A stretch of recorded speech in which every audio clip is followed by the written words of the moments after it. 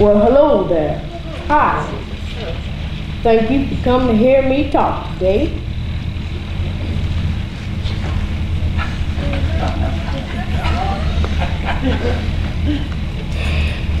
My, it's lovely here in Colorado. Much nicer than that in San Francisco. I'll tell you, the coldest winter I ever spent was the summer in San Francisco. You know, I lived some time out in California, but I suppose I'm getting ahead of myself. Perhaps I should tell you where I was born. I grew up in Hannibal, Missouri. Oh, and I was born in Florida, Missouri.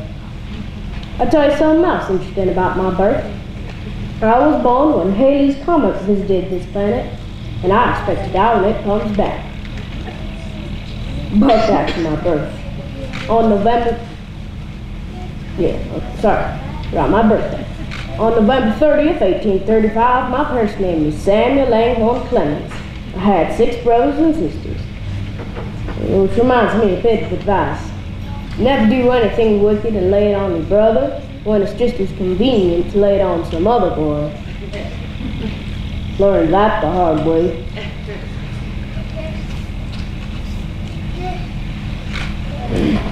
It was about 20 years later when I became a steamboat pilot on the Mississippi.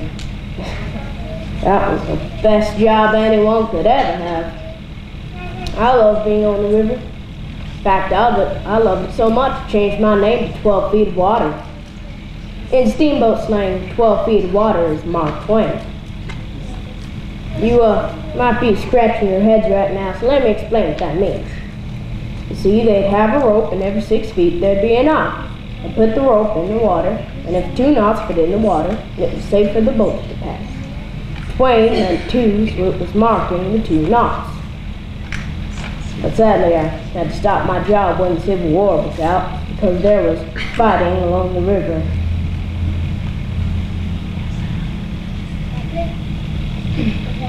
Well, I had to decide what to do for myself, so I headed out to California like I mentioned before, but no jobs really panned out.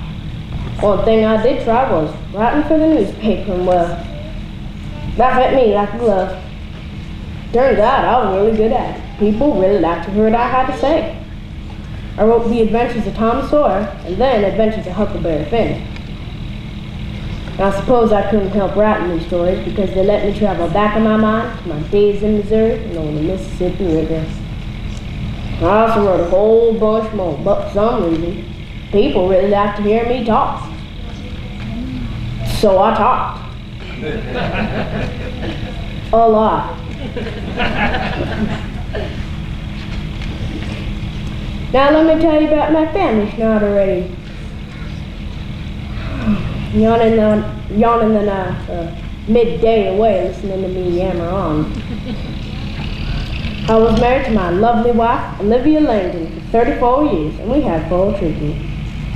First came Langdon. My son lived for only 19 months. Then came Susie, then Clara, and then finally Jean. It was decidedly one of the saddest moments in my life when I received a cable telling me that Susie passed from spinal cord inflammation. She was the one person who really understood me.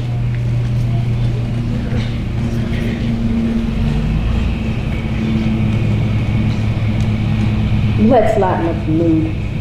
Now then, later in my life, I was called to receive an honorary degree of Doctor of Letters from Oxford University. Oxford? Now that was worth another trip across the ocean. I was old by that point, full of wrinkles. But wrinkles should merely indicate what smiles have been.